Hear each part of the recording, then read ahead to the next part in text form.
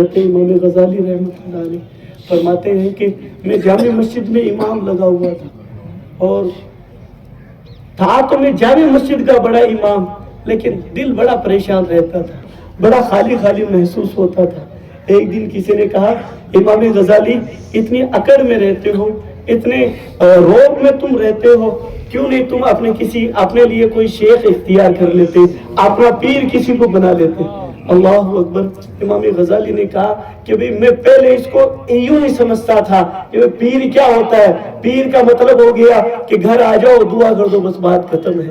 हजरत इमाम गजाली रहमतुल्लाह अलैह फरमाते हैं, मैंने ख्याल किया कि भाई इस दिल भी परेशान है, जहन भी पुरसुकून नहीं है, हो सकता है कि इनकी बात में कुछ सच्चाई हो। तो कहा कि भी मैं किसके पास जाऊं? तो कहा किसी ने कहा कि वो मोहल्ले की फरा मोहल्ले की मस्जिद के जो इमाम साहब हैं वो बड़े पीर नजर आते हैं, उनकी शेखियत बड़ी मशहूर है। इमाम गजाली कहते हैं कि मैं रात के अंधेरे में गया और उनका दरवाजा खटखटाया। मैंने कहा कि हुजूर आपकी खिदमत में हाजिर हुआ हूँ। उन्होंने जाके नाम भी नहीं पूछा। शेख साहब ने कहा, गजाली रात के सन्नाटे में आए हो, तुम्हारे अंदर अभी भी इतनी अना भरी हुई है, तुम कैसे अपने दिल को संवार पाओगे? अल्लाह अकबर। कहा गजाली जाओ, वापस पलट जाओ, दिन के उजाले में आना, दिन के उजाले में आना। इमाम गजाली कहते हैं कि मुझ पर बड़ा शाह गुजरा, क्योंकि आदमी जब इल्मी रंग में होता है उसे बातें समझ में नहीं आती है, इल्मी रंग वालों को बातें समझ में नहीं आती है। तो फरमाए इमाम गजाली फरमाते हैं कि मैं दिन के पहले मेरे दिमाग ने तो मुझे रोका, गजाली लोग क्या कहेंगे कि तू इतना बड़ा जामे मस्जिद का इमाम इतने छोटे इमाम की खिदमत में हाजिर होता है। कहा मैंने ज़हन को हराया, दिमाग को हराया और अपने दिल को जिताया और मैं रवाना हो गया। उजाले में गई, लोगों ने देखा कि मैं वो उन इमाम साहब के घर के दरवाजे पे खड़ा हो गया। कहा वो बुजुर्ग बाहर तशरीफ लाए, मुझे उनका नाम फिलहाल मुस्तहज़र नहीं। बहरहाल वो फरमाते हैं कि उनके शेख बाहर तशरीफ लाए। कहा गजाली अब बताओ क्या चाहते हो?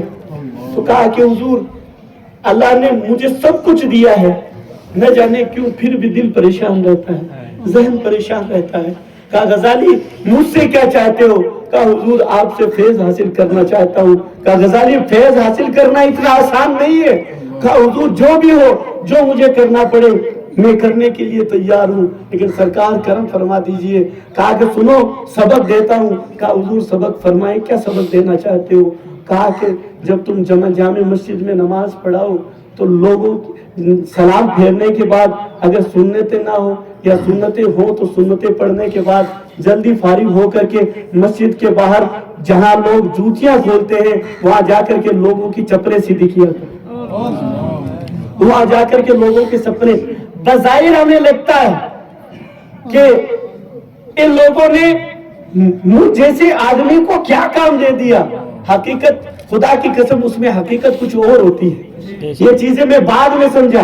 अल्हम्दुलिल्लाह इस गुलाम ने आज भी अल्लाह का फजल है, मैं इस पर फख्र नहीं करता, अल्लाह का फजल है कि मैं दरसे हदीस पाक भी पढ़ाता हूँ और दरसे तफसीर भी पढ़ता और पढ़ाता हूँ, दोनों मेरे काम अल्हम्दुलिल्लाह।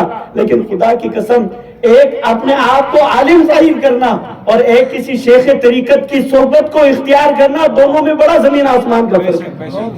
हर आदमी इल्म की नजर से जब देखेगा तो उसमें कमियां नजर आती है, लेकिन जब शेख की नजर से देखता है तो उसमें हर आदमी अपने से बड़ा ही नजर आता है। ये दोनों का फर्क होता है। अल्लाह अकबर। हजरत इमाम गजाली ने कहा कि हुजूर कोई दूसरा काम? कहा कि नहीं, यही काम तुझे करना पड़ेगा। इमाम गजाली कहते हैं कि जी जो आपका हुक्म। इमाम गजाली फरमाते हैं कि मैंने 2 साल तक लगातार या तकरीबन 3 साल तक लोगों के मुसल्लियों के जो नमाज पढ़ने आते थे उनकी जूतियों को सीधा किया है, इनकी जूतियों।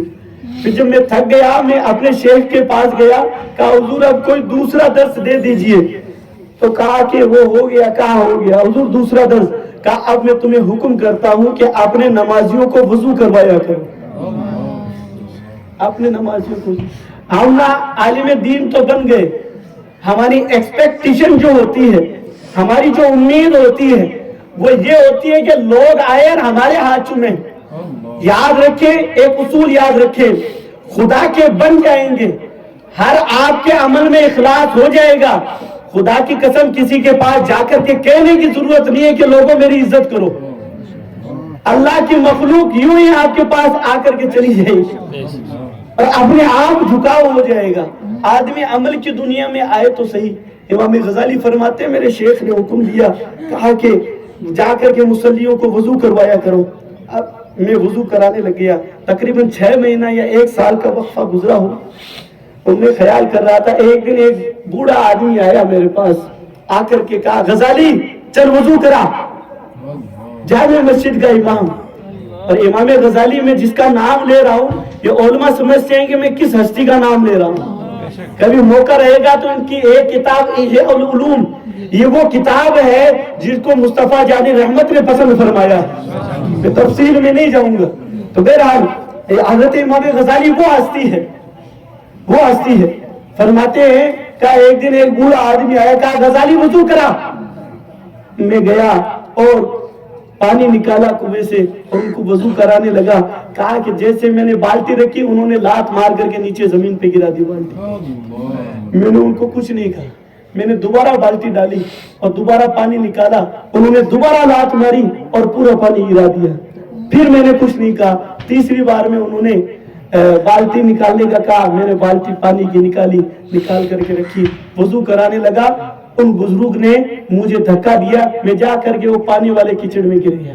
اللہ اکبر. امام غزالی کہتے ہیں میں نہیں جانتا یہ کون سا غزالی ہے. میں جامع مسجد کا امام اپنی شان سمجھتا تھا کہ لوگ مجھ سے نظریں نہیں ملاتے تھے. آج وہی غزالی ہے جو کیچڑ میں پڑا ہے, فرماتے ہیں کہ مجھے غصہ تک نہیں آیا. اللہ اکبر کبیرہ. مجھے غصہ بھی نہیں آیا. حضرت امام غزالی فرماتے ہیں کہ میں نے کپڑے جھاڑے اور بزرگ کے پاس میں گیا اور مسکراتے ہوئے ان کا وضو کروایا. انہوں نے وضو کمپلیٹ کیا. وضو کرنے کے بعد انہوں نے میرا ہاتھ پکڑا, غزالی چل میرے ساتھ, چل میرے ساتھ. امام غزالی کہتے ہیں کہ بھی نماز کا وقت, کا نماز ہوتی رہے گی, تم پہلے میرے ساتھ آؤ. کہا وہ میرے ہاتھ پکڑ کر کے میرے مرشد کریم کے پاس لے گئے, مرشد گرامی کے پاس میں لے گئے اور کہا کہ مبارک ہو تمہارا یہ مرید اب پک چکا ہے. اللہ کہ تمہیں مبارک ہو تمہارا یہ مرید اب پک چکا ہے. مرشد گرامی نے اپنا سر کا تاج اتارا اور امام غزالی کے سر پہ رکھا. غزالی تجھے وہ تربیت جو میں دینا چاہتا تھا وہ مل چکی ہے. غزالی تیرا یہ پیر تجھے اب دعا دیتا ہے کہ دنیا مجھے تو بھول جائے گی, غزالی تجھے قیامت تک یاد رکھا جائے گا. یہ وہ تن کے ستھرے من کے ستھرے لوگ تھے جنہوں نے جو اپنا من بھی صاف لے کر کے دنیا سے گئے ہیں اور تن بھی صاف لے کر کے دنیا سے گئے. اللہ اکبر کبیرہ. میں عادت کا جب وصال ہوا تو میں نے دیکھا آپ جو چہرہ شریف تھا وہ بالکل سیدھا تھا. ہمارے صابر بھائی وغیرہ ساتھ میں تھے, انہوں نے تھوڑا سا موڑنے کی کوشش کی تاکہ قبلہ کی طرف ہو جائے. تو ہم نے کیا تو وہ نہیں ہوا, قبلہ کی طرف نہیں ہوا. جب مزار اقدس کے اندر ڈالا گیا تو میں نے خود نے دیکھا, صابر بھائی وغیرہ انہوں نے مجھے ہاتھ پکڑ کے توجہ دلائی کہ ہم نے جب کفن ہٹایا چہرہ دیکھنے کے لیے, خدا کی قسم آپ کا چہرہ قبلے کی طرف موجود. انہوں نے مجھے ہاتھ پکڑ کے کہا سی صاحب آپ نے دیکھا. میں کہا کیا ہوا؟ کہا حضرت کا چہرہ آٹومیٹکلی اب قبلے کی طرف ہے. تو میں کہا کہ بھئی یہ تو تن کے ستھرے اور من کے ستھرے والے لوگ ہیں, ان کا چہرہ کروایا نہیں جاتا, پروردگار اپنے آپ ان کا چہرہ اپنی طرف کر لیتا ہے. انی وجہت وجہی للذی فطر السماوات والارض. بہرحال